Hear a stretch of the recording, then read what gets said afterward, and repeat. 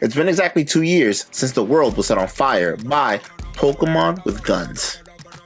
See, back in January 2024, Palworld was a viral fever dream, a chaotic, buggy, record-breaking explosion that seemed destined to burn out as fast as it arrived.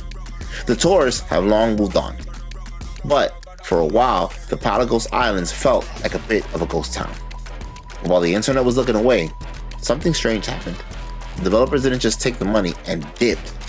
They stayed, they published, and they mutated this game into something almost unrecognizable from the jank we played at the launch. The question is, now that we're on the doorsteps of version 1.0, is it actually time to go back?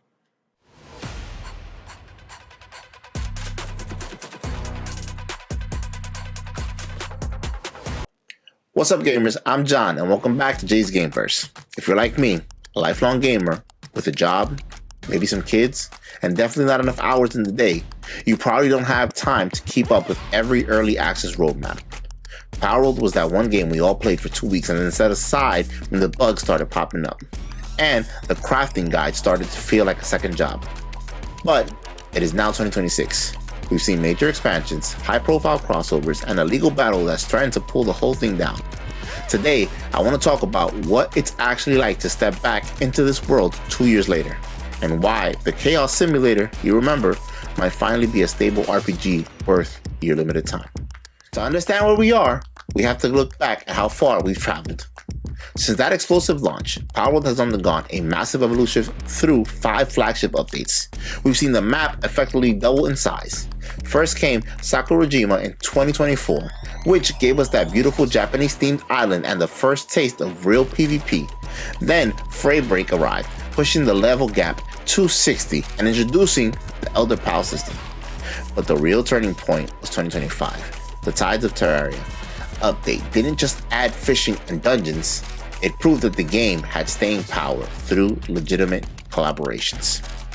And most recently, the Home Sweet Home update, or version 0.7, shifted the focus from adding stuff to actually fixing the foundation. As we sit here in early 2026, Pocketpair has officially shifted into the polish phase as they prepare for the full version 1.0 release later this year. The biggest hurdle for most of us returning was the jank. We remember the pals getting stuck on a single rock and starving to death while we were away. I'm happy to say that in 2026, the game actually feels solid. The Home Sweet Home update was the real MVP here. It added 48 new building parts, including the triangular pieces and corner sections we were begging for since day one. They even overhauled the building UI into a list-based system that actually makes sense for a controller. But the real win is the AI pathing.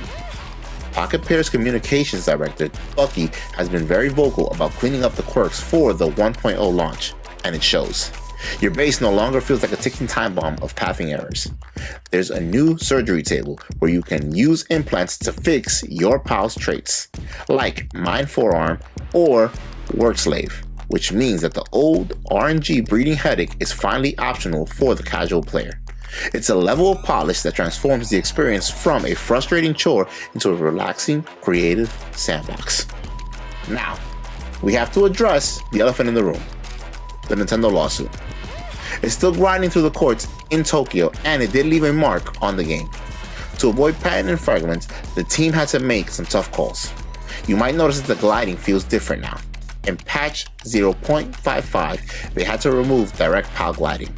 Now you need an actual glider item in your inventory and pals like Gale Claw just to provide passive buffs to it.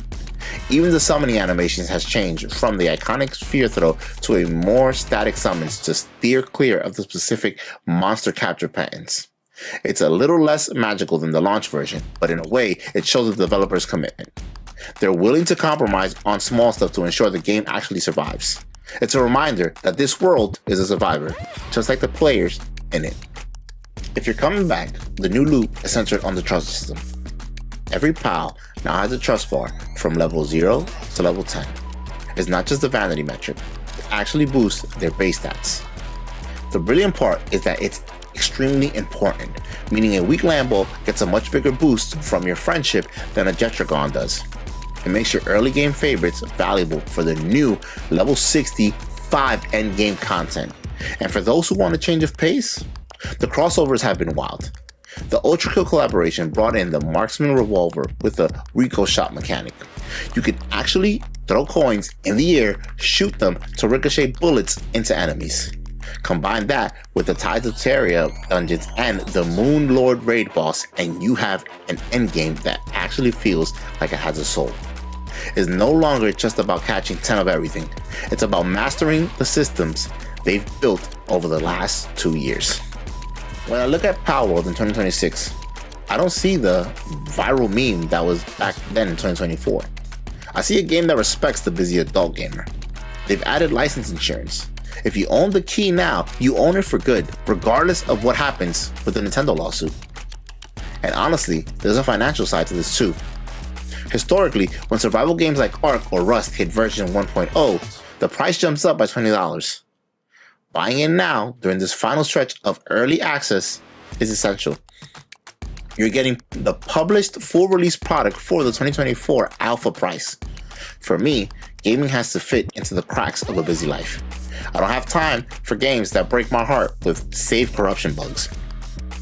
Returning to Palpagos Islands this week felt like coming home to a house that finally had the roof fixed and the lights turned on. It's cozy, it's stable, and it's finally ready for the long haul. But I want to hear from you. For those of you who haven't touched the game since the first month of 2024, does the removal of things like the sphere throwing animation or the direct pal gliding bother you? Or are the technical fixes and the new building parts enough to bring you back into the fold? Let's talk about it in the comments. I'm curious to see if the legal changes are a deal breaker for the purist out there. The journey to version 1.0 has been a wild ride. From a dead game to an overwhelmingly positive comeback on Steam, Palworld has proven that it's more than just a copycat. It's a stable feature, rich survival RPG that is finally finding its own identity. With the World Tree finale on the horizon later this year, there has never been a better time to lock in your license and start your adventure. If you liked the video and made it this far, please hit that like button, share with a fellow Palworld lover or a friend, and sub for future videos. And as always, keep grinding, keep shining, and I'll see you on the next level.